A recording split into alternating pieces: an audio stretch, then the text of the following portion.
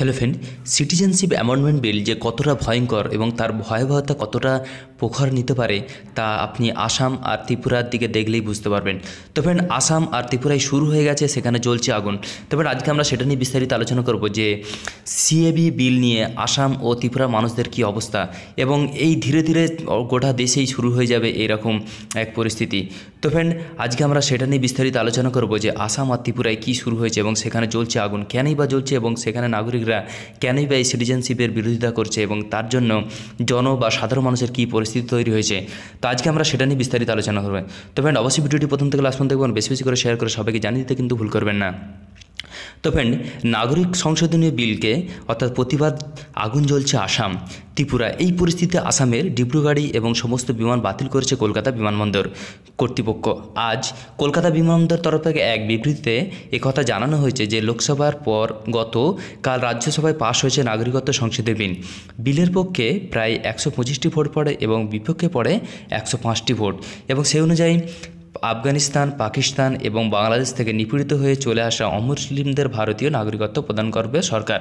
তাছাড়া এই বিল অনুযায়ী যে পাকিস্তান, আফগানিস্তান, বাংলাদেশ থেকে আসা হিন্দু, বৌদ্ধ, শিখ, পার্সি, খ্রিস্টানরা এদেশের নাগরিকত্ব পাবেন। তবে এই বিলটি অনুযায়ী এদেশে 6 বছর বসবাস করতে হবে তাদেরকে, তবেই তারা নাগরিকত্ব পাবে। এবার রাষ্ট্রপতি রামনাথ কোবিন্দ স্বাক্ষর করলেই এই বিলটা আইনে পরিণত হয়ে যাবে। তাছাড়া নাগরিক সংশোধনী বিলকে কেন্দ্র করে আগুন জ্বলতে শুরু করেছে আসাম, ত্রিপুরায়। তো আসামে ছাত্রছাত্রীরা হাত কেটে রক্ত দিয়ে পোস্টার লিখে প্রতিবাদ জানাচ্ছে, এবং গোটা গুয়াহাটি যখন কারফিউতে মুড়ে, তখন ডিব্রুগড় মুখ্যমন্ত্রী সর্বানন্দ সোনোয়ালের বাড়ি লক্ষ্য করে পাথর ছুঁড়তে শুরু করল প্রতিবাদী জনতার ভিড়। তাছাড়া ছাবুয়া এবং পানিতোলা রেল স্টেশনে ভাঙচুর চালিয়েছে এবং আগুন ধরিয়ে দেওয়া হয়েছে উত্তেজক জনতারা। পরিস্থিতি বিচার বিবেচনা করে এবং তিনসুকিয়া ডিব্রুগড় রেল স্টেশনে চূড়ান্ত সতর্কবার্তা জারি করা হয়েছে। এবং সংবাদ সংস্থা পিটিটিআই এবং এএনআই রিপোর্ট অনুযায়ী নাগরিক সংশোধনী বিলের বিরোধিতা কয়েক লক্ষ টাকার সম্পত্তি নষ্ট হয়েছে আসামে। তো ফ্রেন্ড, সরকারি সম্পত্তি পুড়িয়ে দিয়ে চলছে বিক্ষোভ, এবং এই পরিস্থিতিতে আরও সারা দেশেই ছড়িয়ে পড়তে পারে বলে মনে করেছে বিশেষজ্ঞরা। তো ফ্রেন্ড, আসামে 12 ও 13 ডিসেম্বর রেল বন্ধের ডাক দেওয়ার আগেভাগেই ভারতীয় রেল প্রায় 12টি ট্রেনের যাতায়াত বাতিল করে দেওয়া হয়েছে। বুধবার সন্ধ্যা 7টা থেকে আসামের তিনসুকিয়া, কামরূপ, গোড়াহাটা এবং দিনসুন, ধেমাজি এবং শিবসাগর, যোরহাট সহ একাধিক জায়গায় বন্ধ করে দেওয়া হয়েছে মোবাইল ও ইন্টারনেট পরিষেবা। তো ফ্রেন্ড, এখানে ফেসবুক, টুইটার, হোয়াটসঅ্যাপের মাধ্যমে নানান রকম গুজব ছড়ানোর আশঙ্কায় আসাম সরকার মেনি অফ হোম অ্যাফয়ার্ডের তরফে জারি করা হয়েছে এই নিষেধাজ্ঞা।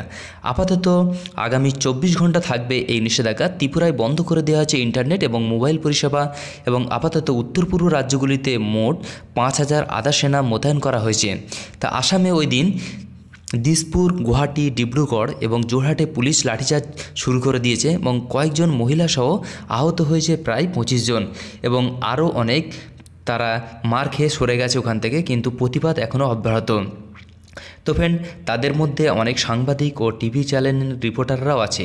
তো ফ্রেন্ড, আমাদের উদ্দেশ্য ছিল ছোট্ট একটা ইনফরমেশন আপনার কাছে পৌঁছে দেওয়া। যদি ভালো লেগে থাকে অবশ্যই লাইক করবেন এবং বেশি বেশি করে শেয়ার করে সবাইকে জানিয়ে দিতে ভুল করবেন না। আর এরকমই প্রতিদিন latest training, helpful update, information পেতে অবশ্যই আমাদের সাথে থাকবেন এবং আমাদের চ্যানেলটিকে সাবস্ক্রাইব করতে ভুলবেন না। Thank you friend, thank you for watching.